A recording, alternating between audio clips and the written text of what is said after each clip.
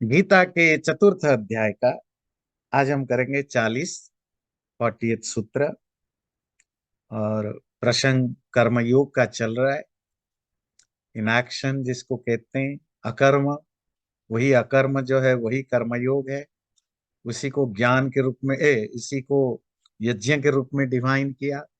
और यज्ञ की चर्चा के प्रसंग में फिर उसमें एक आया ज्ञान यज्ञ। तो उस जो ज्ञान यज्ञ है उस पर फिर आगे चर्चा चली। अभी वही ज्ञान यज्ञ से रिलेटेड डिस्कशन चल रहा है। तो अब 3 श्लोक और हैं इस अध्याय का। उसके साथ ये अध्याय पूरा हो रहा है। अज्ञाश्च श्रद्धधानश्च संशयात्मा विनश्यति नायं लोकोऽस्ति न परो न सुखम संशयात्मनः। तो अज्ञाश्च, जो अज्ञ है, जो नहीं जानता है। अश्रद्धानश्च, जिसको श्रद्धा नहीं है। और संशयात्मा, जो हमेशा संशय में रहता है, डाउट में रहता है, वो विनश्यति, बर्बाद हो जाता है, उसका डिस्ट्रक्शन पक्का है। और ये जो डाउटफुल पर्सन है, जिसको जिसको संशय जिसको रहता है, न अयम लोकः अस्ति, उसके लिए ये लाइफ भी ढंग से नहीं बीतता, ये लाइफ भी उसके लिए सही नहीं। न परो, न अगला जीवन भी उसके लिए अच्छा है। न सुखम, न उसको कोई सुख मिलता है। किसको? संशयात्मनः, जो डाउटफुल होता है। अज्ञ, जो नहीं जानता। अश्रद्धान, जिसकी श्रद्धा नहीं, इनको भी दुख मिलता है। पर गीता कहता है इनसे ज्यादा जो जो प्रॉब्लमेटिक है वो है हमेशा डाउट में रहना, डिलेमा में रहना। उसका विनाश तो निश्चित है। वो ना इस जीवन में ना अगले जीवन में कुछ पा सकता है, और वो हमेशा दुखी भी रहेगा। तो ये जो होता है ना, डिटर्मिनेशन या डिसाइसिवनेस, बहुत जरूरी होता है अपने लाइफ में भी। हम स्पिरिचुअलिटी की बात तो बाद में करेंगे। आप अपने घर में भी देखिए, आप अपने लाइफ में देखिए, जो लोग कंफ्यूज्ड रहते हैं। कुछ लोग कुछ मामलों में कंफ्यूज्ड होते हैं, कुछ मामलों में बड़े क्लियर हैं। कुछ लोग बाय नेचर हर मामले में कंफ्यूज्ड रहते हैं। उनको उनको ना हाँ में एग्री है, ना में एग्री है। तो ऐसे लोगों का तो विनाश निश्चित है। संशय आत्मा किसको? जो कहते हैं ना, दो नाव पर पैर रखा है ना। तो जब आप जाते हो, मैंने आजकल मॉडर्न हिंदुओं की प्रॉब्लम है ना, प्रॉब्लम कहिए जो भी। बस में जा रहे हैं, कार में जा रहे हैं, जी हनुमान मंदिर मिल गया जी, माथा टेक लिया। आगे मजार पड़ गया तो माथा टेक लिया। आगे चर्च पड़ गया तो माथा टेक लिया। आगे गुरुद्वारा पड़ गया तो माथा टेक लिया। मतलब आगे कहीं किसी पेड़ में धागा बंधा हुआ है, वहां भी लाल धागा बंधा है, वहां भी माथा टेक लिया। ये माथा टेकने का क्या है? आप कहेंगे ना इट्स यूनिवर्सलिज्म। ये यूनिवर्सलिज्म नहीं है। और ये अज्ञता भी नहीं है, ये मूर्खता भी नहीं है, ये कंफ्यूजिंग है। लोग 50 साल से 60 साल से मंदिरों से जुड़े हैं, पूजा पाठ करते हैं, भक्ति करते हैं, कितने साधु सन्यासियों के सत्संग में जाते हैं। 70 80 साल में भी वो बोलते हैं क्या, आचार्य जी सब भगवान सही, मैं तो हर जगह माथा टेक लेता हूँ। मुझे अभी इसी संडे को एक मिले हैं, 70 80 साल के ऊपर के हैं, और वो वहां 30 35 साल से जुड़े हैं और भी मंदिरों में जुड़े हैं। मैं तो चर्च में भी विश्वास करता हूँ, मैं तो अल्लाह में भी विश्वास करता हूँ, भगवान में भी विश्वास करता हूँ, मैं तो सब में विश्वास करता हूँ। मुझे समझ में नहीं आया, वो व्यक्ति 50 साल से एक मंदिर का ट्रस्टी है, जिस मंदिर में एक पर्टिकुलर देवता की पूजा होती है। वो उस मंदिर का क्या करता होगा सत्यानाश। ये यूनिवर्सलिज्म नहीं है, ये तुम्हारी कॉम्प्लेक्स है। ये कॉम्प्लेक्स पैदा कहां से हुआ? हाफ नॉलेज से, हाफ बेक्ड नॉलेज, कम ज्ञान से पैदा हुआ, और जिसमें क्लैरिटी नहीं है। तुम जिसको पूज रहे हो वो कौन है? तुम क्या उसको ठीक ठीक समझते हो जिसको कह रहे हो? कैसे कोई कह सकता है कि सारे रिलीजन एक जैसा है? दुनिया में सिर्फ दो ही लोग बोल सकते हैं कि सब रिलीजन एक जैसा है। या तो आप एब्सोल्युटली कंफ्यूज्ड है, मूर्ख है, दूसरा एजेंडा बेस्ड, उसकी कोई अपनी पर्सनल एजेंडा है, तीसरा कोई बोल ही नहीं सकता जो बाकी सभी रिलीजन को ठीक समझता है। ठीक ठीक भी नहीं समझता, सुपरफिशियल भी समझता है, थोड़ा गूगल करके भी पढ़ ले। कोई भी रिलीजन एक दूसरे से सेम नहीं है, हर गॉड एक नहीं है। गॉड भगवान शब्द से सिमिलैरिटीज दिखती है, हर रिलीजन में गॉड की जो डिस्क्रिप्शन है, जो वर्णना है, वो डिफरेंट है, अलग है। तो आप कैसे कह सकते हो कि सब भगवान एक ही हैं? एक भगवान है जो आपके कर्म के हिसाब से फल देता है। तुम किसी भी रिलीजन का हो, किसी भी कल्चर का हो, किसी भी ट्राइब का हो, तुम ईश्वर को मानते हो नहीं मानते हो, डजेंट मैटर, तुम्हारे कर्मों के अनुसार फल मिलता है। वो एक एक रिलीजन का भगवान है, दूसरे रिलीजन का भगवान है। जब तक तुम उसके बेटे को अपना प्रोफेट नहीं मानते हो तो तुम नर्क ही जाओगे, कितना अच्छा बनो, वो दूसरे टाइप का भगवान है। तुम कितना अच्छा काम कर लो, जब तब तपस्या कर लो, ब्रह्म ज्ञान प्राप्त कर लो, तुम्हारे लिए नरक ही लिखना है जब तक तुम उसके सो कल्ड बेटे को अपना भगवान नहीं मानते हो। तीसरा टाइप का भगवान, तीसरे रिलीजन का भगवान है जो मानता है कि मेरा ये जो मैसेंजर है, ये दुनिया का लास्ट है, ये अपने तलवारों के नोक पर सबको मारेगा, जो उसके जो फॉलोअर हैं वो मारेंगे। और जो नॉन बिलीवर है, ऐसे इस रिलीजन के गॉड का जो नॉन बिलीवर है, they deserve to be dead, not not only dead, they deserve to be tortured. वो भी एक भगवान है। एक दूसरा रिलीजन है जो भगवान को मानता ही नहीं था, पर बाद में जो उसके जो गुरु हैं उन्हीं को ही लोग भगवान मान के पूजने लग गए। बौद्ध धर्म में वहां भी एक अलग टाइप की भगवान है। एक और रिलीजन है जिसके लिए भगवान का मतलब होता है जो इंसान एनलाइटनमेंट को पा लिया, वो इंसान ही परमात्मा है। देयर इज नो अदर परमात्मा जो इसने संसार बनाया। बताइए, सब गॉड बोलते हैं अंग्रेजी में, कौन सा गॉड सिमिलर है? फिर हमारे यहाँ भी फिर हमारे रिलीजन में भी जो सेक्ट है उनमें भी अलग अलग भगवान है। वो एक सेक्ट है जो मानते हैं कि तुम बस उसका नाम ले लो, भजन करो, कीर्तन करो, तुम कितना भी पाप करो तुम्हें छुड़ा लेंगे। और उसके लिए स्टोरिया सुनाते हैं कि कैसे कोई पापी अजिगर था, उसने लास्ट में नारायण नाम ले लिया तो उसको मुक्ति मिल गई। कोई हाथी था, उसको मगरमच्छ खा रहा था, उसने नारायण गलती से बोल लिया तो उसको मुक्ति मिल गई। मतलब मुक्ति मिलने के लिए कोई स्पिरिचुअल प्रैक्टिस की जरूरत नहीं, कोई साधना की जरूरत नहीं, कुछ करने की जरूरत नहीं, बस गलती से मरते समय नाम आ जाए मुंह में, मुक्ति मिल गई। तो भगवान ऐसे भी हैं, हमारे यहाँ भी भगवान ऐसे हैं। तो कौन सा रिलीजियन है, कौन सा गॉड है एक दूसरे से सिमिलर है? और यकीन मानिए दुनिया का कोई भी मूर्ख सब भगवान एक है ऐसा नहीं मानता। सिर्फ और सिर्फ हिंदुओं में हाफ बेक्ड नॉलेज रखने वाले एजुकेटेड हिंदू ही मानते सब रिलीजन एक है।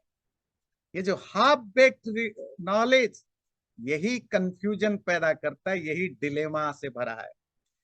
यही 60 साल में एक मंदिर में माथा फोड़ते रहते हैं उसके बावजूद भी मरते समय बोलते हैं कि मैं तो अल्लाह को भी चलता है, मेरे लिए जीसस भी चलेगा, मेरे लिए कृष्ण भी चलेगा, हनुमान भी चलेगा, गधा भी चलेगा, घोड़ा भी चलेगा, अगले दिन तुम कुछ मरा हुआ पेड़ ले आओ वो भी चलेगा, मजार भी चलेगा, सब चलेगा। तो 60 साल तक कर क्या रहा था? तो ड्रामा कर रहा था। It was just drama, without knowing anything, knowing little bit. तो ऐसा व्यक्तियों का कोई स्पिरिचुअल बेनिफिट तो जीरो है। और जब लाइफ में प्रॉब्लम भी आता है ना, ध्यान रखिएगा, ईश्वर भक्ति का एक जो फल है, जो ऑनेस्टली ईश्वर के प्रति भक्ति करता है किसी भी रूप में, किसी भी रिलीजन में, वो एक अलग चीज है। आप कैसा भी भगवान मानते हैं, पर अगर आप मानते हैं दिल से कोई भगवान है, तो उसका एक साइकोलॉजिकल इम्पैक्ट पड़ता है। उसका एक साइकोलॉजिकल इम्पैक्ट होता है जो व्यक्ति ईश्वर को मानता है किसी भी रूप में। और वो है कि जब आप एडवर्सिटी में होते हैं, संकट में होते हैं, विपत्ति में होते हैं, आपके अंदर एक आशा का किरण, रे ऑफ होप होता है कि जो जिसको भी आप मानते हो कि भगवान मुझे हेल्प करेगा। ये जो भगवान हेल्प करने की जो एक आपके अंदर आशा है, वो आशा सच है झूठ है, दैट्स ए डिफरेंट थिंग। पर वो आशा, होप, आपको आपके अंदर एक पॉजिटिविटी लाती है। आप फाइट करना सीखते हो, आप स्ट्रगल करते हो, है ना। आप बहुत बड़े विपत्ति में पड़े हो, तो भी आपको लगता है नहीं, कुछ भी नहीं है तो भगवान तो साथ देगा। ये जो साथ देने का जो आपके अंदर एक विश्वास है, वो आपको फाइट करने के लिए, कॉन्फिडेंस के लिए इंस्पायर करता है। तो आप फाइट करते हो। Eight the end of the day आप जीतते हो, हारते हो, इट्स ए डिफरेंट थिंग। पर आपके अंदर फाइट करने के लिए, स्ट्रगल करने के लिए एक स्ट्रेंथ आता है, साइकोलॉजिकल स्ट्रेंथ। पर उन लोगों का क्या होगा जो 60 साल तक मंदिरों में माथा पीटने के बाद भी अभी भी डाउटफुल है, पता नहीं भगवान है कि नहीं, तो हो सकता है ये भी होगा वो होगा। क्या साइकोलॉजिकल जो बेनिफिट उनको मिलेगा? क्योंकि वो तो कंफ्यूज्ड है, उनको पता ही नहीं है कि नहीं है तो किस रूप में है। वो तो हिपोक्रेटिक, वो तो सुपरफिशियल थे अंदर से, क्योंकि जेन्युइनली उनको किसी भी भगवान में श्रद्धा नहीं। तो उसका एक जो साइकोलॉजिकल इम्पैक्ट होता है, वो भी उनको नहीं मिलने वाला। इससे बेटर तो एथिस्ट है। एथिस्ट तो कम से कम जानता है, नास्तिक क्या, भगवान है ही नहीं, इट्स माई वर्क, इसे मुझे ही लड़ना है, कोई नहीं बचाने वाला मुझे। वो एक अलग माइंडसेट से अपने आप को तैयार कर रखा है। पर हम डेथ बेड पर पड़े कि जरा हनुमान चालीसा पढ़ लो, अच्छा, अच्छा नहीं जरा त्रयंबक मंत्र जप लो, शिव खुश हो जाएंगे, अच्छा जरा जरा हरे कृष्ण बोल दो, कहीं कृष्ण, कृष्ण तो भगवान नहीं है, कहीं वो ना नाराज हो जाए, अच्छा जरा जरा देखो वो भाई। अब तो देखिए पढ़े लिखे लोग, तो हमने यहाँ देखा कि वो बाइबल की लाइन भी पढ़ने लग जाते हैं कि भाई कहीं वो भी ना छूट जाए, कहीं वो भगवान ना हो, पता नहीं कौन सा भगवान आ सकता है। सब थोड़ा थोड़ा कर लो भाई, तो तुम्हारा कुछ नहीं होगा सिवाय बेड़ा गर्क होने का। क्योंकि तुम्हें कोई संशय, क्या बोला, संशयात्मा विनश्यति ये संशयात्मा एक, इसका प्रैक्टिकल रिजल्ट जो होगा वो अलग चीज है, पर साइकोलॉजिकली तुम किसी के नहीं हो।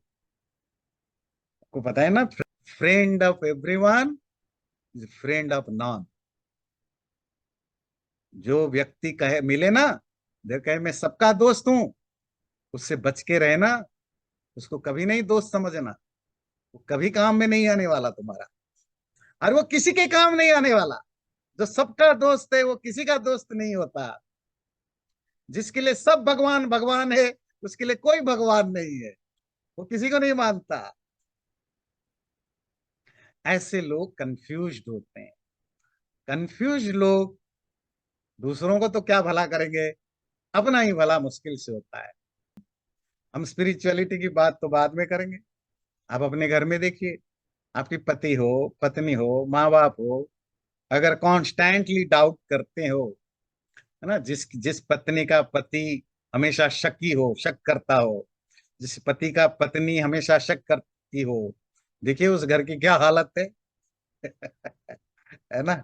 ये जो शक करना, डाउट करना, डाउटफुल होना, जो व्यक्ति हर चीज में डाउट करता है, यहाँ पैसा लगाऊं कि वहां पैसा लगाऊं, समझाने के बाद भी पता ही नहीं चलता, इतने सारे लोग इतने तरह की बात करते हैं तो मैं किसको मानूं। मतलब है कि तुम्हारा कोई कॉमन सेंस नहीं, तुम्हारी कोई अंडरस्टैंडिंग नहीं। जब सारी दुनिया एक लैंग्वेज में बोलेगा तभी मानोगे। हमसे भी बोलते हैं जी, सब लोग तो अलग अलग बोलते हैं, फिर हम किसको माने। वो किसी को नहीं मानने वाला। क्योंकि वो संशयात्मा। स्पिरिचुअलिटी की बात, अब आते हैं स्पिरिचुअलिटी पर, अध्यात्म पर। जब तुम अभी तक कंफर्म्ड नहीं हो कि तुम कौन हो, तुम्हारा शरीर का क्या है, तुम्हारी आत्मा है या नहीं है, वो आत्मा का क्या स्वरूप है, परमात्मा है या नहीं है, वो परमात्मा का क्या स्वरूप है, उसको पाने की क्या तरीका है, कैसे मिलेगा नहीं मिलेगा, इन सब चीजों के बारे में अगर तुम अभी भी डाउटफुल हो, तो आप क्या कर सकते हो। आप कहीं भी नहीं जा सकते हो। तो नॉर्मल लाइफ में भी आप विनश्यति, आपका विनाश है। और स्पिरिचुअल लाइफ में तो सवाल ही नहीं होता। पर गीता उससे आगे जाकर बोलता है, नायम लोकोस्ति न परो न सुखम संशयात्मनः।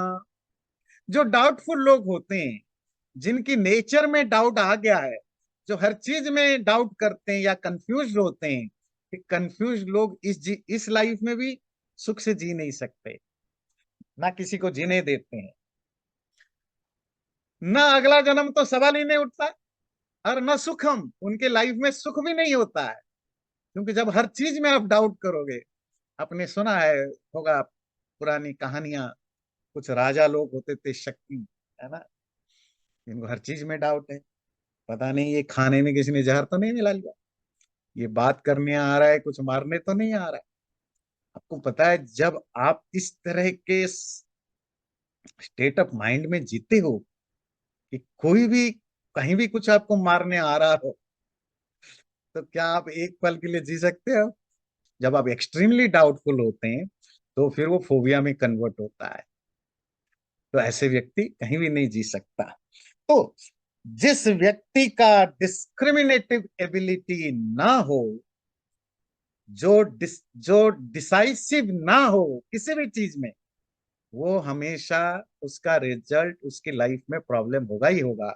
इसी तरह अध्यात्म में, स्पिरिचुअलिटी में, जब तक आप डिसाइसिव नहीं होते, आपका क्लियर कट आइडिया नहीं होता है। क्या का क्लियर कट आइडिया, ये शरीर है, ये मन है, ये बुद्धि है, ये आत्मा है, ये परमात्मा है, ये संसार है, ये डिसाइसिव ने आएगा कैसे। जब आप शास्त्रों को पढ़ते हैं, सुनते हैं, उसके लिए क्या शब्द है, श्रवण, मनन, निधिध्यासन। पहले आप पढ़ते हैं और सुनते हैं, फिर आप मनन, जो पढ़ा सुना उसको रिफ्लेक्ट करते हैं, उसको जुगाली करते हैं, गाय की तरह अलग टाइम में अकेले में उसको चिंतन करते हैं। फिर आपके अंदर एक कंक्लूजन आता है।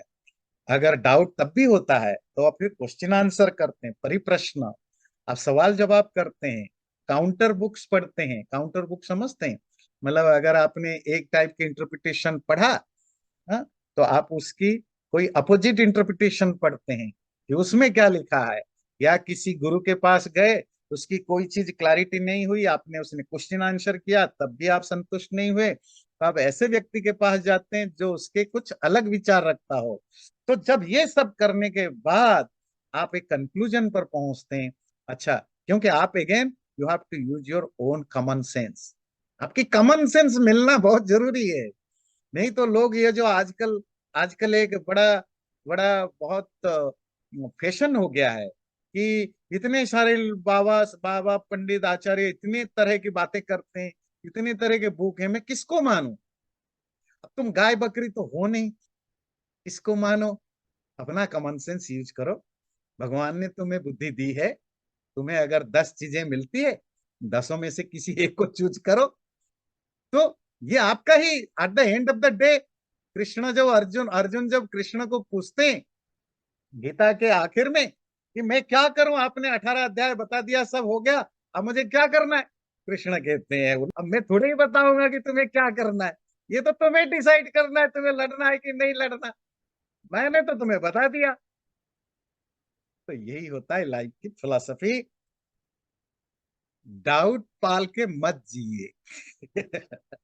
डाउट आता है, जितना जल्दी हो सके उसको क्लैरिफाई करिए, उसके लिए मेहनत करिए, पढ़िए लिखिए पूछिए डिस्कशन करिए एंड बी क्लियर। आपको शेयर मार्केट में पैसा लगाना है, जॉब ढूंढना है, शादी के लिए स्पाउस ढूंढना है, या घर ढूंढना है, या दोस्ती करनी है, या भगवान से पूजा करना है, कुछ भी करना है लाइफ में, या साधना करनी है, कुछ भी करना है, पहले मेक श्योर करिए। मेक श्योर करना सबसे मुश्किल काम है, उसके पढ़ना पड़ता है, लिखना पड़ता है, आजकल की भाषा में जिसको कहते हैं रिसर्च करना पड़ता है। ढंग से करिए, फिर कंक्लूड करिए। अगला श्लोक है, योग संन्यस्त कर्माणम ज्ञान संचिन्न संशयम आत्मवंतम न कर्माणि निबध्नन्ति धनंजय। हे धनंजय, अर्जुन को धनंजय कहते हैं। प्रथम अध्याय में मैंने समझाया था क्यों, धन को जीतने वाला। हे धनंजय अर्जुन, योग संन्यस्त कर्माणम, जिस व्यक्ति का कर्म जिस व्यक्ति का कर्म संन्यस्त हो गया है, समर्पित हो गया है, रिनाउंस्ड हो गया है, किसके द्वारा? योग साधना के द्वारा। और जिस व्यक्ति का संशय, डाउट छिन्न हो गया है, नष्ट हो गया है, कैसे? ज्ञान के द्वारा। आत्मवंतम, और जो अपने आप में एस्टैब्लिश्ड हो गया है, अपनी सेल्फ में, अपने आत्मा में एस्टैब्लिश्ड हो गया है, न कर्माणि निबध्नन्ति, उसको कोई भी कर्म बांधते नहीं है, कोई भी कर्म उसको अटैच्ड या क्लिंज नहीं होते हैं। तो 3 एडजेक्टिव दिया। ऐसा व्यक्ति कोई भी कर्म करे तो कर्म उससे चिपकता नहीं है। ईशावास्योपनिषद का वो दूसरा दूसरा मंत्र है ना, कुर्वन्नेवेह कर्माणि जिजीविषेत् शतं समाः एवं त्वयि नान्यथे तोस्ति न कर्म लिप्यते नरे। कर्म अपने आप में किसी से चिपकता या अटैच्ड या क्लिंज्ड नहीं होता। हमारी जो एटीट्यूड है, या जो मानसिक अवस्था या स्टेट ऑफ माइंड है किसी भी कर्म को करने के पहले पीछे, वो हमें कर्म से अटैच करता है। तो कर्म से अटैच होना क्या है, तो पहले हमने बहुत डिटेल में पढ़ा, उस पर डिटेल में नहीं जाएंगे। कोई भी काम करते समय जो डूअरशिप की जो भाव आता है कि मैं कर रहा हूं, पहली चीज। जो कर्म हम कर रहे हैं उसका जो रिजल्ट मिले, वो रिजल्ट से अगर हम इफेक्ट होते हैं, अच्छा हो तो खुश होते हैं, बुरा हो तो दुखी होते हैं, एक्सपेक्टेड रिजल्ट ना हो तो दुखी होते हैं, एक्सपेक्टेड रिजल्ट हो तो खुश होते हैं। तो ये चीजें जो होते हैं, ये सब चीजें हमें कर्म के साथ बंधन या अटैचमेंट करता है। और जो चीजें हम हमारे पास पोजेशन हमने किया, उसके साथ इतना ज्यादा अटैच्ड हो जाते हैं।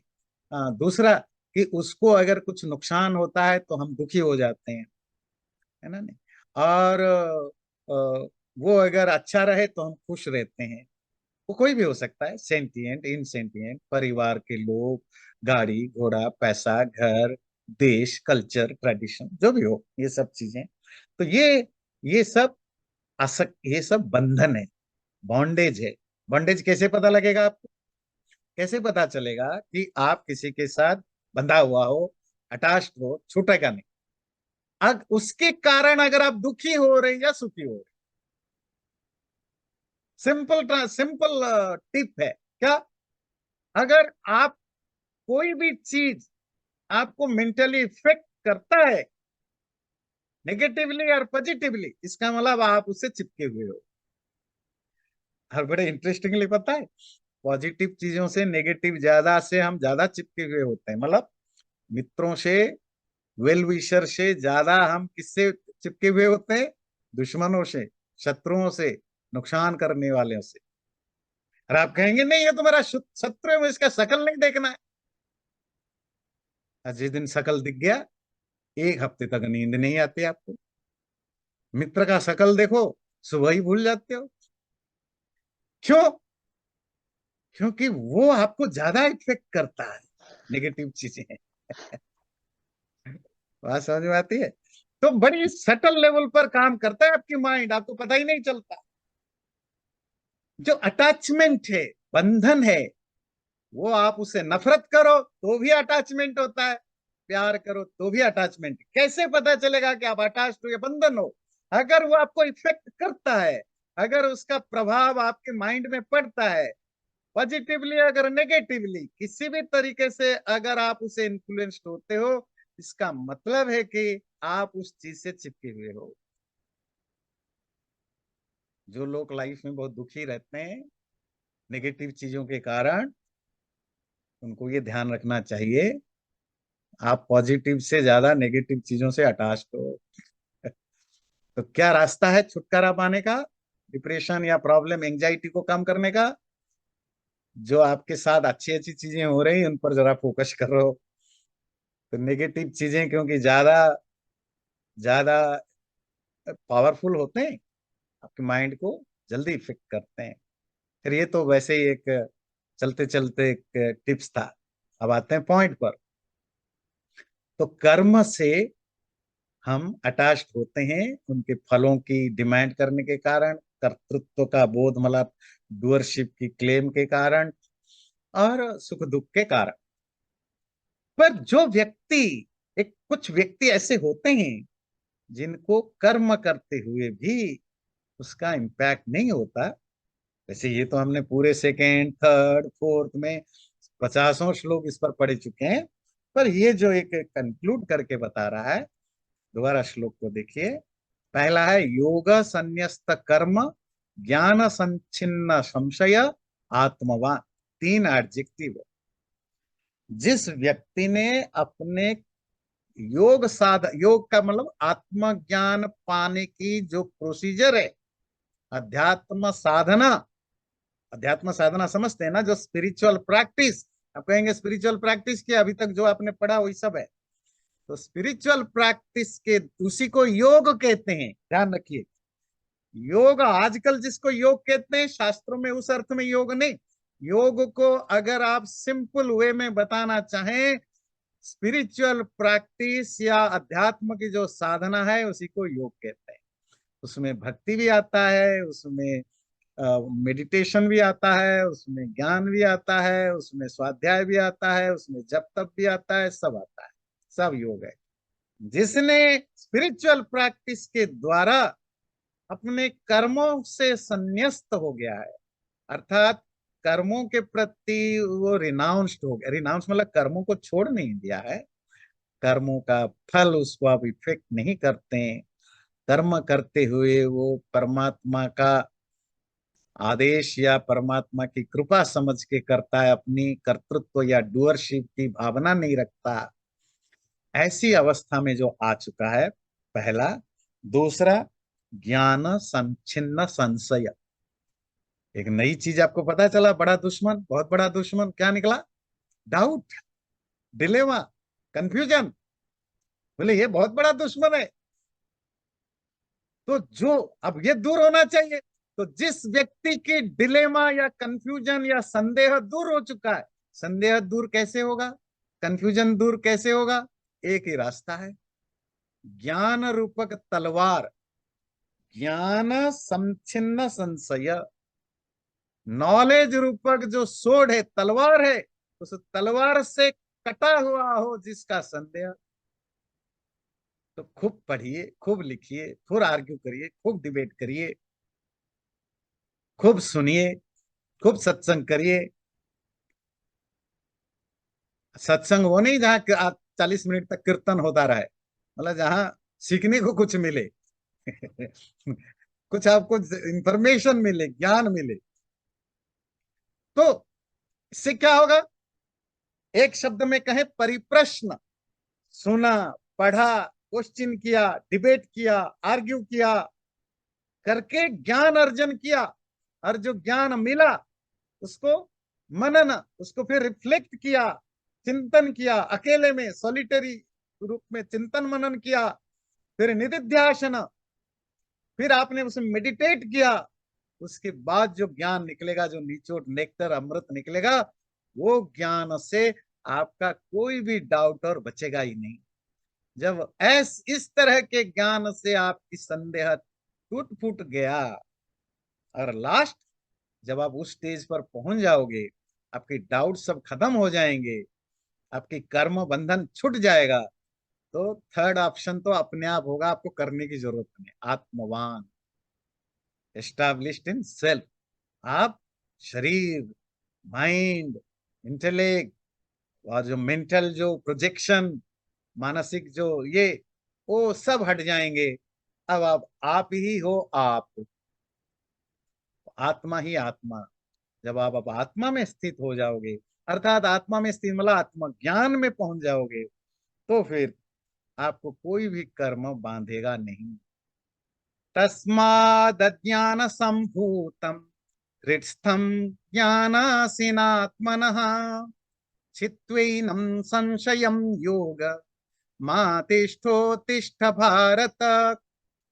तस्मात्, इसलिए, देयरफॉर, इस कारण से, अज्ञान संभूतम हृत्स्थम, हृत कहते हैं हार्ट, दिल, दिल में स्थित, अज्ञान से पैदा हुआ, संभूतम पैदा हुआ जो संशय, जो डाउट है, उस डाउट को ज्ञानासीना आत्मन, खुद के नॉलेज ज्ञान रूपक असी, असी कहते हैं तलवार, सोड के द्वारा, छित्वा काट करके, योग मातिष्ठ, उस योग में, स्पिरिचुअलिटी, स्पिरिचुअल प्रैक्टिस में, आतिष्ठ सिचुएटेड या स्थिर हो जाओ, और उत्तिष्ठ और खड़े हो जाओ। हे भारत, भारत कौन है?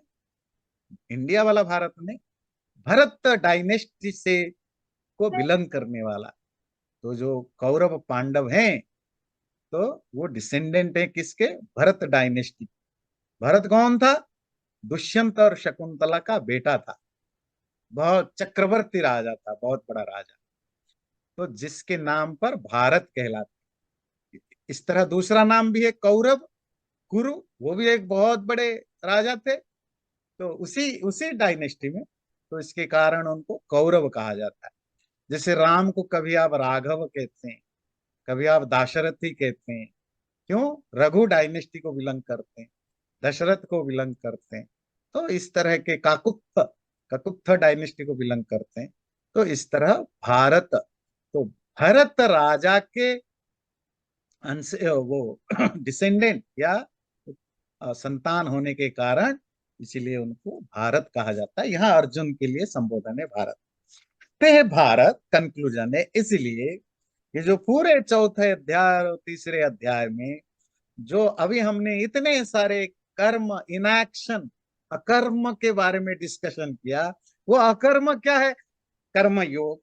तो ये जो आपने तीसरे चौथे चैप्टर में कर्म योग, अर्थात निष्काम कर्म या निरासक्त कर्म, है ना, ये जो आपने पढ़ा, जिसको उसने क्या बोला, अकर्म शब्द से स्टार्ट किया, इनएक्शन के रूप में स्टार्ट किया, वो अब कंक्लूड हो रहा है। कंक्लूड करके क्या बोलते हैं कि भाई देखो ये सब सही है, पर तुम्हारा और एक बहुत बड़ा शत्रु जो आज मैंने आपके सामने रिवील किया, मतलब मैंने नहीं किया, मतलब कृष्ण अर्जुन के सामने कह रहा है, तो क्या शत्रु है रिवील किया पहली बार यहाँ? संशय, डाउट, कंफ्यूजन, डिलेमा, ये बहुत बड़ा शत्रु है। और स्पिरिचुअल पाथ में तो ये, स्पिरिचुअल पाथ क्यों, लाइफ में किसी भी फील्ड में ये सबसे बड़ा आप एक ऐसे इंजीनियर को कभी आप फील्ड में काम करने भेजोगे जिसको 24 घंटा डाउट है, ये होने पर ये नुकसान होगा, ये नुकसान होगा। आप एक ऐसे डॉक्टर के पास जाओगे जो हर सर्जरी से पहले 10 सोचेगा कि ऐसा ऐसी 10 नुकसान है, 10 फायदा, मैं क्या करूं, ये करूं ना करूं, जाओगे। आप एक ऐसे काउंसलर के पास जाओगे जो जो बताए नहीं इसके ये भी फायदा है, पता नहीं ये भी नुकसान हो सकता है, जाओगे? नहीं ना। क्या आप ऐसे कोई पति या पत्नी चुनोगे चुनोगे जो लाइफ में फैमिली की हर डिसीजन में जिसको कंफ्यूजन है?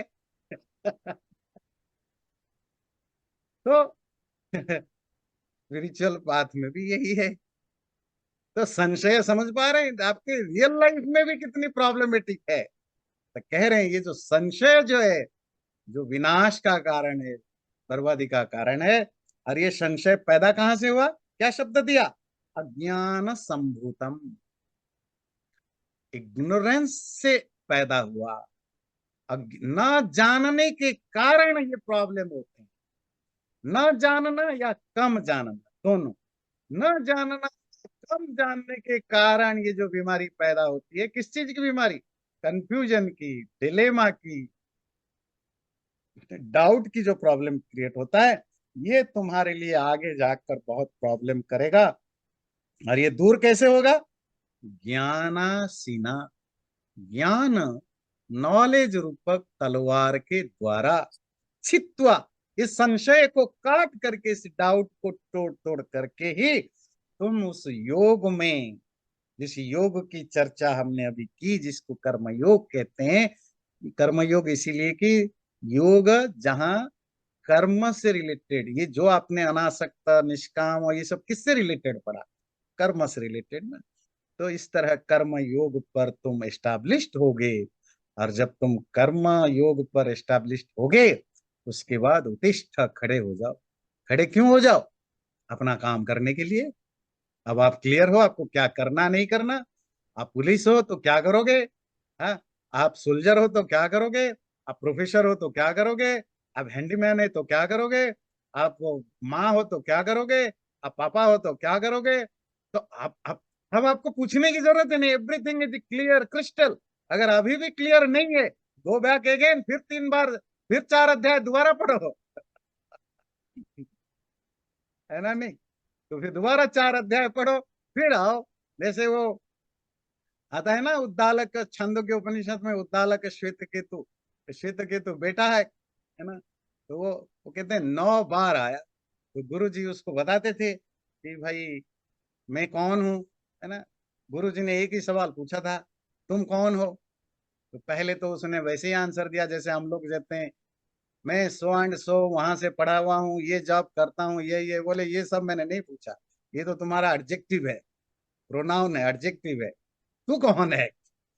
सब लोग तो यही बोलते हैं, मतलब सब लोग बोलते हैं, छोड़ो, तुम बताओ तुम कौन हो?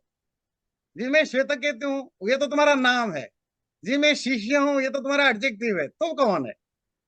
ये तो पता नहीं, जा पता करके आओ। तो गया, तो समझ में नहीं आया, बोला।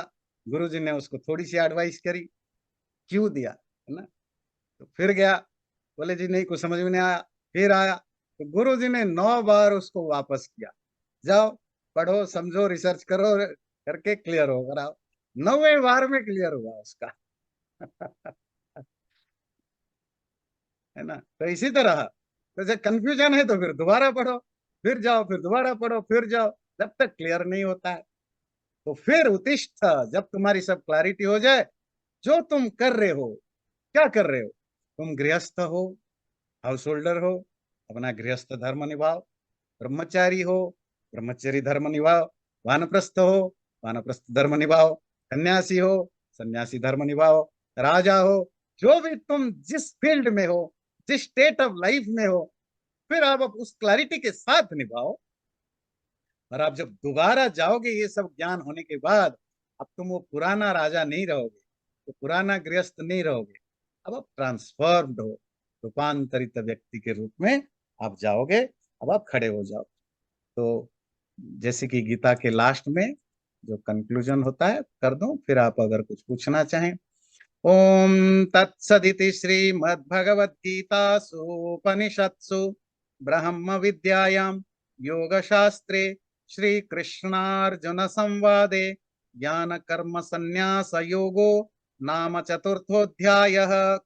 ओके, तो ये सिर्फ गीता में नहीं, ये मोस्ट ऑफ लिटरेचर में एंड में इस तरह की चीजें आता है कंक्लूडिंग। पर एक चीज आपको क्लियर होना चाहिए, ये ओरिजिनल बुक में नहीं थे, है ना। किसी भी ओरिजिनल बुक में आप रामायण महाभारत गीता कोई भी देखिए, उनमें इस तरह की जो स्टेटमेंट लास्ट में कंक्लूडिंग तो नहीं, जो इंफॉर्मेटिव या चीजें आती हैं वो ओरिजिनल बुक्स में नहीं थे। बाद में जो आचार्य लोग हैं उन्होंने थोड़े फ्यूचर जो रीडर्स हैं उनकी क्लैरिटी के लिए ऐसा उन्होंने लिखा है। सो ये इसका मूल ग्रंथ के साथ कोई रिलेशनशिप नहीं है, तो भी अ, वो आपको समझा देते हैं जानने के लिए। तो क्या बता, ये हर चैप्टर के आखिर में गीता में आता है। तो बताया ओम। ओम जानते हैं परमात्मा का नाम, तत्सत। ओम तत्सत ये हमारी प्राचीन परंपरा रही है। ओम क्या है? ओम ओम कौन है? परमात्मा। और वो परमात्मा तत् वो जो ओम परमात्मा, वो कौन है? सत। वो सच्चा है, वही इटरनल है। आजकल तो ओम बोलने में शर्म आता है तो हरिओम बोल देते हैं। अब मुझे समझ में नहीं आया भाई, ओम में क्या आपकी एलर्जी हो गई तो हरि जोड़ दिया। अब ये हिंदू आचार्यों की बीमारी है। वो शास्त्रों को तो आज इट इज बोल ही नहीं सकते, अपना कुछ टेढ़ा मेढ़ा करेंगे जब तक नहीं, तब तक उनको खाना नहीं हजम होता है। तो ओम के जगह हरिओम कर दिया। चलो भाई जो मर्जी। और कोई भी शास्त्र में तो हरि कहीं है नहीं, पर ये आचार्यों की बीमारी है, विप्रों की अपनी समस्या है। ओम तत्सत, वो ओम जो परमात्मा वही सच है। आजकल मॉडर्न डेज में ये यूज होता है थोड़ा डिफरेंट फॉर्म। कब यूज होता है कोई बताएगा? और किस फॉर्म में यूज होता है? थोड़ा सोचिए, याद वो करिए। फ्यूनरल में बोलते हो थी, राम नाम क्या सत्य है। बोलते हैं बोलिए? राम हाँ नाम सत्य है। हाँ, राम नाम सत्य है। ये जो राम नाम सत्य है, ये ओम तत्सत जो आपका ओरिजिनल शब्द था, वो जो ओम परमात्मा वही नित्य है, उसका मॉडर्न फॉर्म में आया कि राम जिसको परमात्मा के रूप में देखा गया उसका नाम सत्य है। तो ये ध्यान रखिएगा। हाँ, राम नाम सत्य है। पर अगर हम प्योरिस्टिक बने, अपनी सनातन धर्म की ओरिजिनल फॉर्म में जाते, तो हम फ्यूनरल होम में क्या बोलते? ओम तत्सत, ओम तत्सत यही बोल के जाते, है ना। पर हमारे आचार्यों को बीमारी है, आपको पता है, हर चीज को तोड़ मोड़ करना, शास्त्रों को आज इट इज लोगों को नहीं बताना, अपने तरफ से उसमें 50 तरह के चेंज चांज करके ही आम लोगों तक पहुंचाना। तो चलिए खैर वो अलग बात है। ओम तत्सत ये हमारा ट्रेडिशनल वे है। कोई भी काम शुरू करें, बोले, हम यही बोलते हैं उस परमात्मा नित्य है। आगे आया श्रीमद् भगवत गीतासु। श्रीमद् भगवत गीता में जो कि एक उपनिषद है, उपनिषद मतलब उपनिषद उसको कहते हैं जो जो डायलॉग फॉर्म में गुरु और शिष्य के ट्रेडिशन में जो ज्ञान आता है उपनिषद में, ब्रह्म विद्यायाम, जिसमें ब्रह्म से रिलेटेड, आत्मा परमात्मा से रिलेटेड विद्या है, ऐसे ग्रंथ में योग शास्त्रे, योग मैंने बताया जो स्पिरिचुअल प्रैक्टिस से साधना है, ऐसे स्पिरिचुअल साधना रूपक शास्त्र में श्री कृष्ण अर्जुन संवादे, श्री कृष्ण और अर्जुन की संवाद मतलब डायलॉग में ज्ञान कर्म संन्यास, ज्ञान और कर्म संन्यास, कर्म संन्यास मतलब रिनाउंसिएशन ऑफ कर्म, कर्म को त्यागना नहीं, कर्म को संन्यास करना नामक योग का ये चौथा अध्याय चतुर्थ अध्याय पूरा होता है। चैनल को सब्सक्राइब जरूर करें और वीडियो अच्छा लगे लाइक भी जरूर करें।